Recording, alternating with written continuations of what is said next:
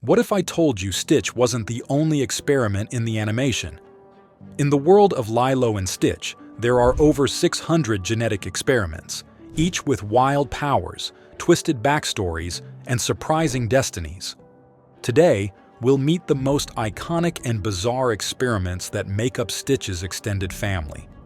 The Lilo and Stitch universe is one of the most wildly inventive, emotionally layered, and often overlooked pieces of modern animated storytelling. At the heart of this colorful world lies something more than just intergalactic chaos or the sweet antics of a blue alien and a Hawaiian girl. Buried in the heart of the story is a sprawling legacy of genetic experiments, a whole family tree of wild, unpredictable, and wildly misunderstood creatures who were built not to belong, but to destroy. And yet, in a twist that only this franchise could pull off, they end up becoming symbols of acceptance, transformation, and ohana, the Hawaiian word for family. 0. The prototype. Let's start with the phantom that predates them all. Zero, known as Experiment Zero, is the ghost of Jumba's earliest genius, a whisper of ambition without restraint. Zero is what you get when scientific curiosity goes unchecked. Initially resembling Stitch but cloaked in purple, Zero had all the raw, terrifying potential of Stitch. Indestructibility, super strength, super speed, genius-level intellect, acid saliva, and an uncanny ability to calculate faster than any machine. But Zero's journey veers into darkness. Transformed into a cybernetic terror, he becomes part machine, part nightmare. Spider-like legs, a half-metal skull, and arms that morph into weaponry. This is no longer just a rogue experiment. Zero is the personification of a future where empathy never enters the equation. He is a prototype, yes, but one that exists in a nightmarish alternate timeline, a vision of what Stitch might have become if left to fester in isolation and bitterness. Stitch, the heart. And that's what makes Stitch, Experiment 626, such a compelling center for this universe. He's everything Zero is not. Originally built to be an unstoppable force, Stitch's arc is the emotional spine of the franchise. He is destructive, yes, but not beyond saving. His immense strength, lifting to 3,000 times his weight, is matched only by his vulnerability. What water is to his body, love is to his soul. His bond with Lilo softens his chaos, grounding his immense capabilities in loyalty and affection. Stitch becomes more than a living weapon.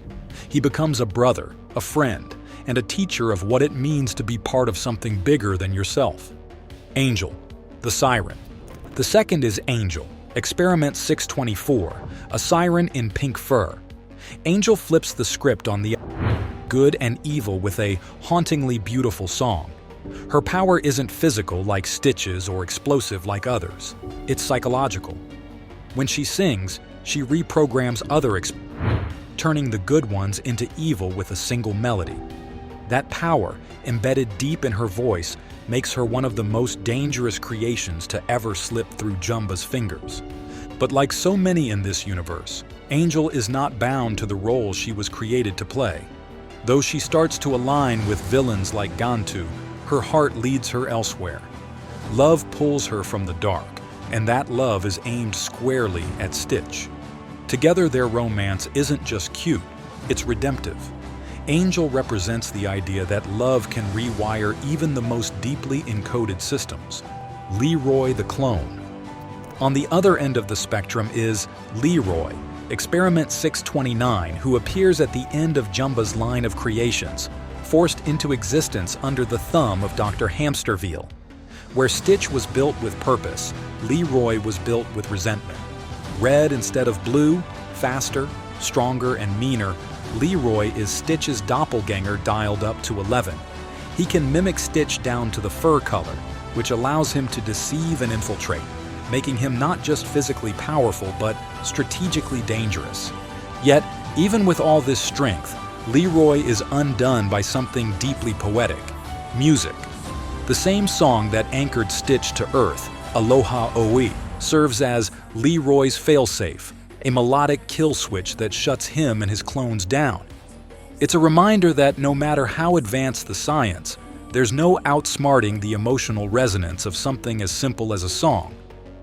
Shrink, the mini-me maker. Not all experiments, though, are built for destruction. Some are just downright weird, like Shrink, Experiment 001, Jumba's first project under Hamsterville's watch. Shrink has the strange but amusing ability to shrink or enlarge objects and clone himself. He's accompanied by an army of tiny replicas, and like Leroy, he also shares that bizarre vulnerability with Aloha-O. It's odd and oddly charming, the idea that chaos and silliness can coexist in one character. No Socks, the sock thief. Or consider No Socks, Experiment 204, which exists solely to make socks vanish. A small, gray, washing machine-shaped quadruped, No Socks is a walking punchline to every household's most mysterious problem.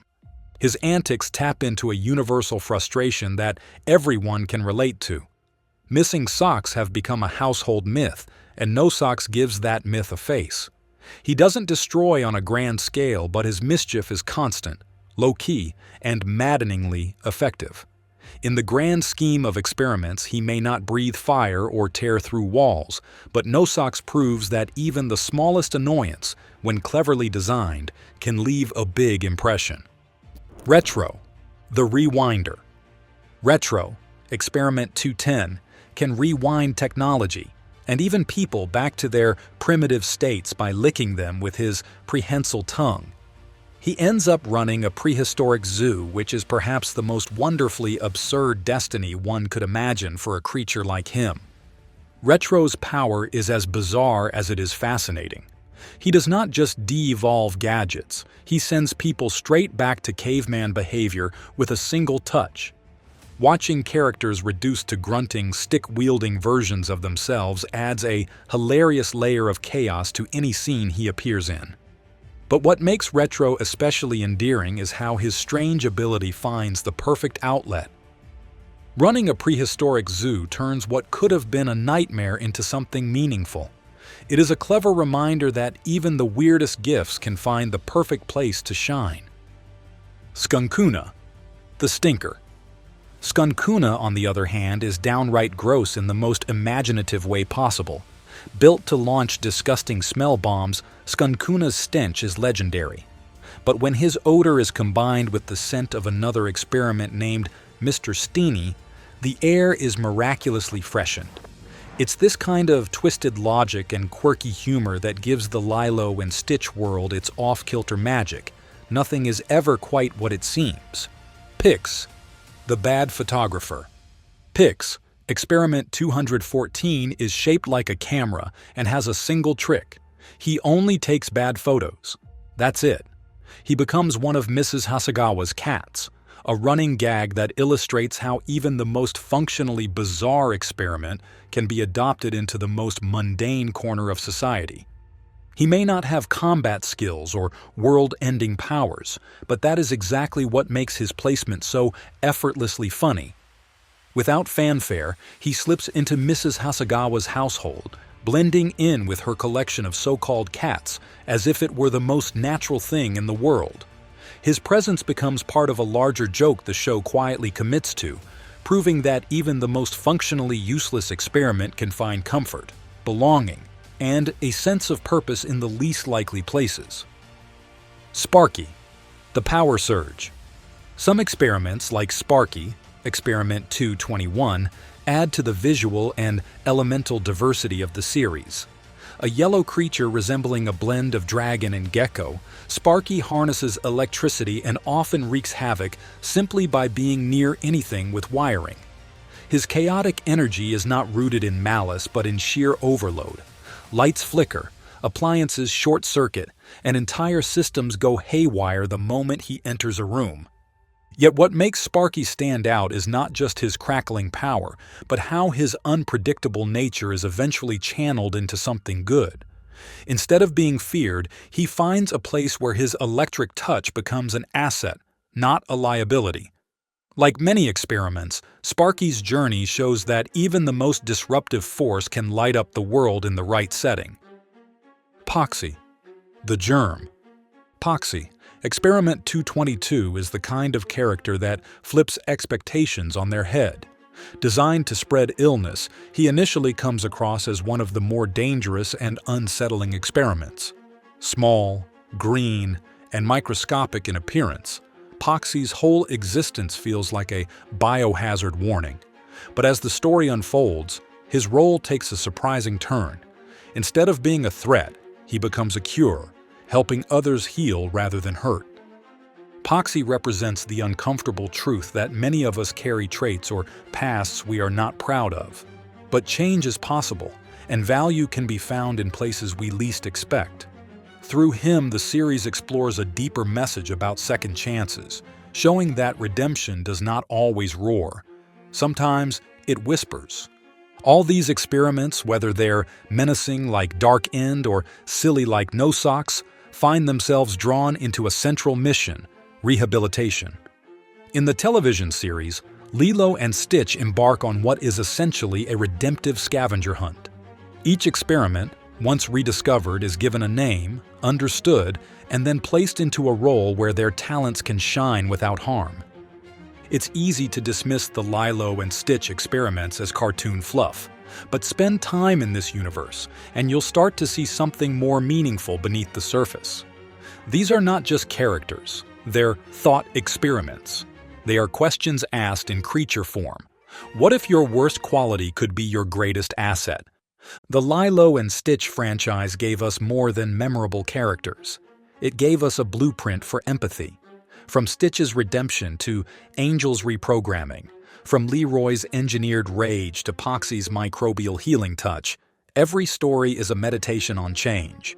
Every experiment is an invitation to rethink what we define as useful, lovable, and worthy. And that's it on today's episode. Which of these experiments do you think is most fascinating? Tell us in the comments section.